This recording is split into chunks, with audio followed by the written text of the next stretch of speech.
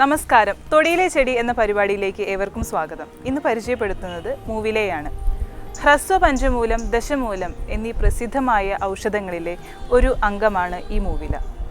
ഫെബേസിയ കുടുംബാംഗത്തിൽ വരുന്ന ഇതിൻ്റെ ശാസ്ത്രീയ നാമം സ്യുഡാർട്രിയ വിസിഡ എന്നാണ്. എന്നാൽ ഇന്ത്യയിൽ പല സ്ഥലങ്ങളിലും യുറേറിയ പീക്റ്റ എന്നതിനെ മൂവിലയായി കണക്കാക്കി വരുന്നു. സംസ്കൃതത്തിൽ ഇതിനെ കൃഷ്ണിവർണി, ഗുഹ എന്നൊക്കെയാണ് നാമകരണം ചെയ്യപ്പെട്ടിട്ടുള്ളത്. നിലത്ത് പടർന്നു കയറുന്നതോ സ്വല്പം എഴുന്നേറ്റ് നിൽക്കുന്നതുമായൊരു സസ്യമാണിത്.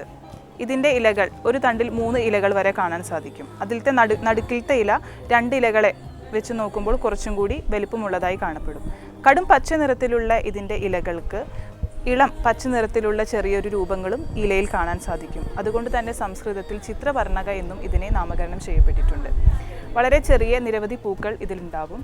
ഇതിൻ്റെ ഫലം ലെഗ്യൂം 1 സെൻറ്റിമീറ്ററോളം നീളമാണ് ഉണ്ടാവുക. അതിൽ നിറയെ 4 മുതൽ 5 വിത്തുകൾ വരെ ഇതിൽ കാണാൻ സാധിക്കും.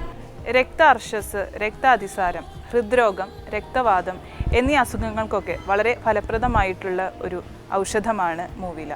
വേര്, ഇല എന്നിവയാണ് ഔഷധയോഗ്യമായ ഭാഗങ്ങൾ. ഇതിൻ്റെ കൂടുതൽ ഔഷധ പ്രയോഗങ്ങളെക്കുറിച്ച് ഡോക്ടർ CM ശ്രീകൃഷ്ണൻ വിശദീകരിക്കുന്നതാണ്.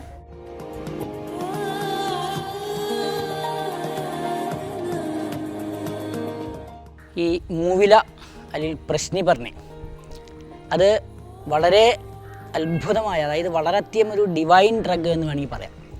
ആയുർവേദത്തിൽ അവർ ഹൃസ്തെ പയ സ്ഥിരാസിദ്ധം എന്ന് പറയും. ഈ ഓരില മൂവില അങ്ങനെ 2 ചെടിയുണ്ട്, 2 ഒന്നിച്ച് പ്രയോഗിക്കുന്നതാണ്. ഇതിൽ ഏറ്റവും പ്രധാനപ്പെട്ട ഉപയോഗിക്കുന്നത് ഹാർട്ട് മസിൽസിന്, അതായത് ഹൃദയസ്ഥിതമായി ഉണ്ടാകുന്ന രോഗങ്ങൾ, ഹൃദ്രോഗങ്ങൾക്ക് തന്നെ അത് കൂടുതലും പിടിക്കുക, അല്ലെങ്കിൽ അതിൻ്റെ ഈ വണ്ണം കൂടുക, ഇങ്ങനെയുള്ള കണ്ടീഷനിൽ ഈ മൂവിലിട്ട് തിളപ്പിച്ച പാല് ദിവസേന ഒരു 1/2 ഗ്ലാസ് ലേശം കൽക്കണ്ടും ചേർത്ത് കൊടുത്തു കഴിഞ്ഞാൽ വളരെ ഗുണം കിട്ടും.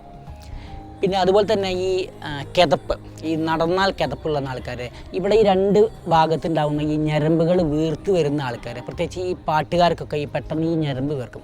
അങ്ങനെയുള്ള ആൾക്കാർക്ക് ഇതിൻ്റെ ഈ അത് മുഴുവൻ എടുത്ത് കഷായം വെച്ചിട്ട് അതിൽ പാലോ തേനോ ചേർത്ത് ദിവസേന സേവിക്കാൻ കൊടുക്കണം. പിന്നെ ഇതിൻ്റെ കഷായം രക്താർശസിന് കൊടുക്കും, അതും നല്ലതാണ്.